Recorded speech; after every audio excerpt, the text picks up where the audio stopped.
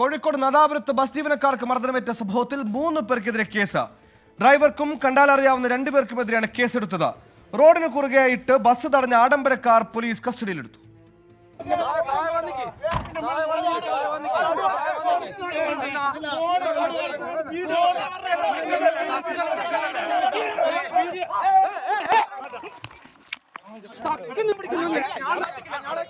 ഇന്നലെ ഉച്ചയ്ക്ക് ശേഷമാണ് വടകര തണ്ണീർപന്തൽ റൂട്ടിൽ ഓടുന്ന അശ്വിൻ എന്ന ബസ്സിലെ ജീവനക്കാർക്ക് മർദ്ദനമേറ്റത്.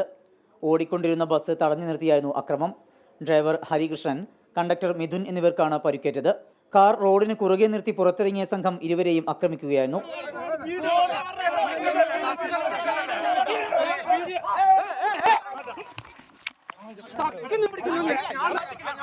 ഇവരുടെ പരാതിയിൽ 3 പേർക്കെതിരെയാണ് പോലീസ് കേസെടുത്തത്.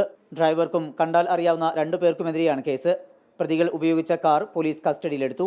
കുനിങ്ങാട് സ്വദേശി അഹമ്മദിന്റെ പേരിൽ രജിസ്റ്റർ ചെയ്ത വാഹനമാണിത്. അക്രമം നടത്തിയവർ ഒളിവിലാണെന്ന് പോലീസ് പറഞ്ഞു. കാറിന് സൈഡ് കൊടുത്തില്ല എന്നാരോപിച്ചുള്ള മർദ്ദനത്തിൽ ഹരികൃഷ്ണനും മിഥുനും സാരമായി പരിക്കേറ്റിരുന്നു. 24 കോഴിക്കോട്.